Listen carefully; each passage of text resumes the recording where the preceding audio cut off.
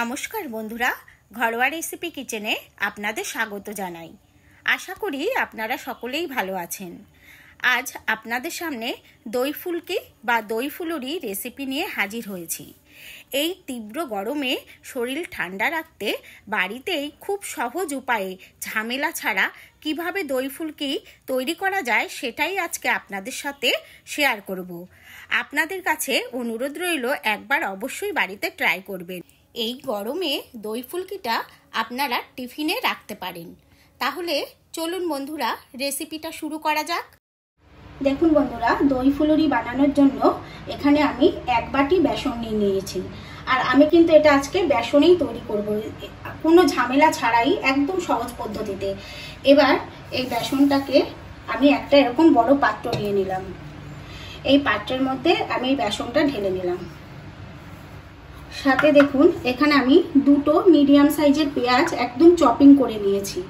এই পেঁয়াজটাও আমি এর মধ্যে দিয়ে দিলাম। আর এখানে 3-4টে কাঁচা লঙ্কা একদম কুচি করে নিয়েছি, এই কাঁচা লঙ্কা কুচিটাও দিয়ে দিচ্ছি। এবার সাথে অল্প পরিমাণ হলুদ গুঁড়ো, সুন্দর কালারের জন্য অল্প পরিমাণ কাশ্মীরি লঙ্কার গুঁড়ো, আর 1/2 চামচ ভাজা জিরের গুঁড়ো, পরিমাণ মতো লবণ। এবার এই সমস্ত উপকরণগুলোকে আমি এইভাবে ভালো করে আগে মিশিয়ে নেব। দেখুন বন্ধুরা, আমি শুকনো উপকরণগুলো খুব ভালোভাবে কিন্তু মিশিয়ে নিয়েছি। এবার আমি অল্প অল্প জল দিয়ে এটার একটা ব্যাটার তৈরি করে নেব। একবারে কিন্তু বেশি জল দিতে যাবেন না, একদম অল্প অল্প জল দিয়ে।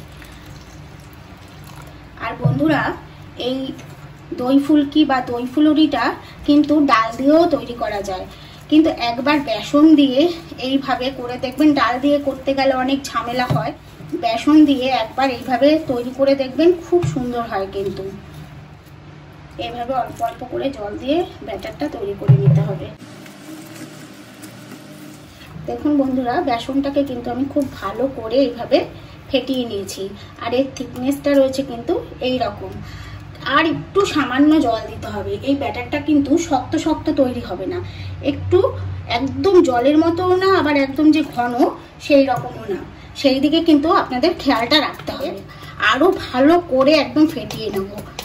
এটা যত ফেটানো ভালো হবে আপনার ফুলুরিটা কিন্তু তত ভালো তৈরি হবে।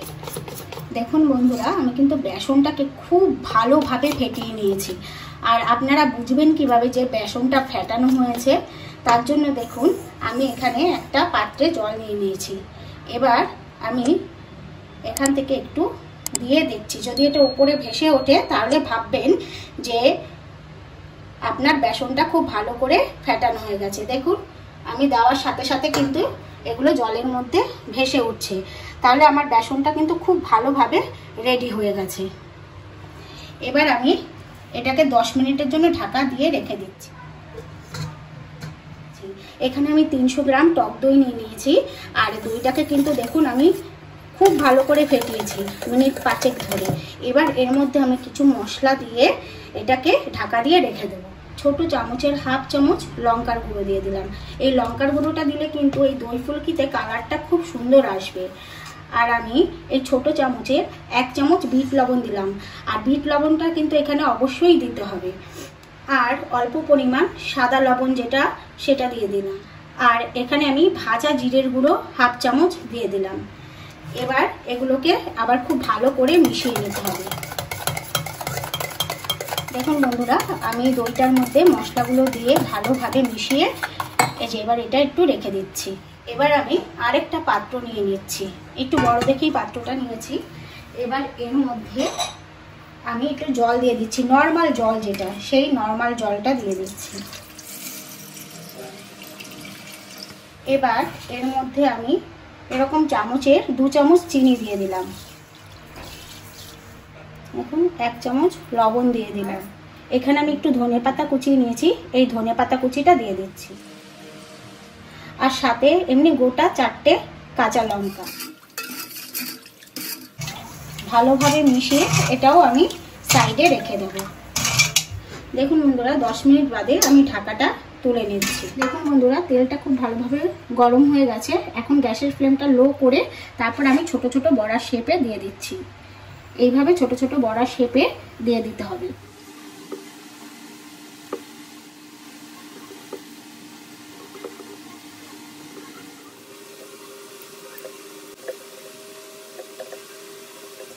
দেখুন বন্ধুরা, দেওয়ার পর আমি গ্যাসের ফ্লেমটা মিডিয়ামে করে দিয়েছি। এবার আমি একটুখানি এইভাবে নেড়ে চেড়ে উল্টে পাল্টে লাল লাল করে ভেজে তুলে নেব। দেখুন বন্ধুরা, এটা কিন্তু আমার লাল লাল করে ভাজা হয়ে গেছে। এবার আমি তেলটা ঝরিয়ে তুলে নিচ্ছি।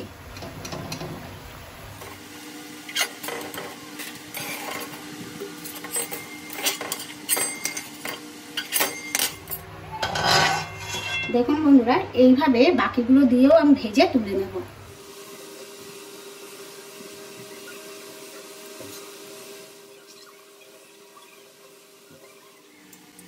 দেখুন বন্ধুরা, আমার কিন্তু সমস্ত ফুলুরিগুলো ভাজা হয়ে গেছে। দেখুন, সমস্ত ফুলুরিগুলো কিন্তু আমি ভেজে নিয়েছি। এবার আমি যে জলটা রেডি করে রেখেছিলাম, এই যে জলটা, এবার জলটার মধ্যে আমি এগুলো সব ঢেলে দিচ্ছি। আর এক বাটি বেসন দিয়ে কতগুলো ফুলুরি হয়েছে দেখতে পাচ্ছেন। এবার ভালো করে একটু এইভাবে ভিজিয়ে দিয়ে আমি 10 মিনিটের জন্য ঢাকা দিয়ে রেখে দেবো, এটা ভেজার জন্য। কারণ এটা যত ভিজবে তত কিন্তু সুন্দর খেতে হবে, আর ভেতরটা কিন্তু প্রচণ্ড সফট হবে। এবার আমি এটাকে ঢাকা দিয়ে 10 মিনিটের জন্য রেখে দিচ্ছি। দেখুন বন্ধুরা, দইটা ফেটে নিয়েছিলাম যে দইটা কিন্তু অনেকটাই ঘন রয়েছে, আর একটু এটাকে পাতলা করতে হবে। এর জন্য পাতলা করার জন্য কিন্তু কখনোই জল দেবেন না। জল দিলে কিন্তু এর টেস্টটা নষ্ট হয়ে যাবে। দেখুন, আমি এখানে 1 কাপ দুধ নিয়ে নিয়েছি। এই দুধটা আমি দিয়ে দিচ্ছি। এবার দুধটা দিয়ে ভালো করে মিশিয়ে নেব। এই দুধটা দিলে কিন্তু এর টেস্ট আরও সুন্দর হবে, আর জল দিলে কিন্তু স্বাদটা একটু অন্যরকম হয়ে যাবে। সবসময়ের জন্য একটু দুধ দেওয়ার চেষ্টা করবেন। আর এখানে আমার 10 মিনিট ভেজানো হয়ে গেছে। ফুলে কিন্তু এক একটা কত বড় বড় হয়ে গেছে। এবার এগুলোকে আমি হাতের সাহায্যে আস্তে করে চিপে নিয়ে এইভাবে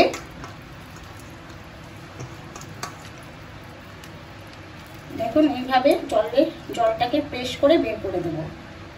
এরপর এইভাবে আমি এই দইয়ের মধ্যে মিশিয়ে দেব।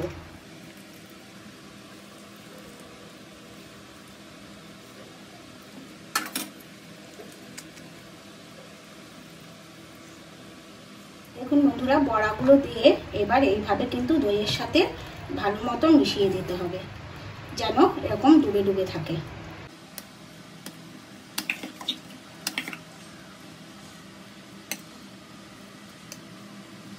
দেখুন বন্ধুরা, এই দই ফুলুরির ওপর আমি একটা তড়কা দেবো। তার জন্য একটা আমি প্যান বসিয়ে দিয়েছি, আর তাতে একটু সাদা তেল দিয়ে দিচ্ছি। এবার এর মধ্যে আমি 1/2 চামচ মৌরি দিয়ে দিলাম, একদম অল্প পরিমাণ জিরে দিয়ে দিলাম, আর সাথে 4টে শুকনো লঙ্কা দিয়ে দিলাম। দিয়ে একটু নেড়ে নিয়ে আমি এখানে 4-5টা রসুন একদম কুচি করে রেখেছিলাম, সেই রসুন কুচিটা দিয়ে দিচ্ছি।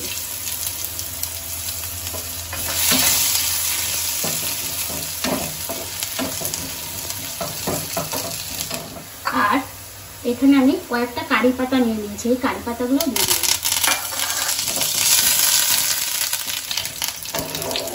দেখুন, এটা আমার রেডি হয়ে গেছে। এটা এবার আমি এর মধ্যে ঢেলে দিচ্ছি।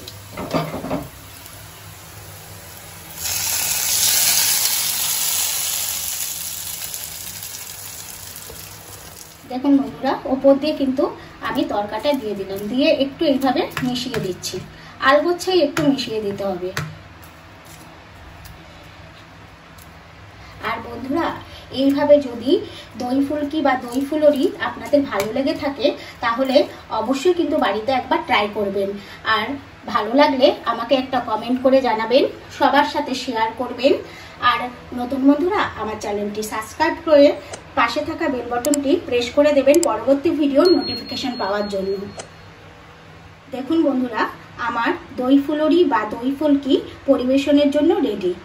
তাহলে বন্ধুরা, আজ এই পর্যন্ত। দেখা হবে আবার একটি নতুন রেসিপির সাথে। আপনারা সকলে ভালো থাকবেন, সুস্থ থাকবেন।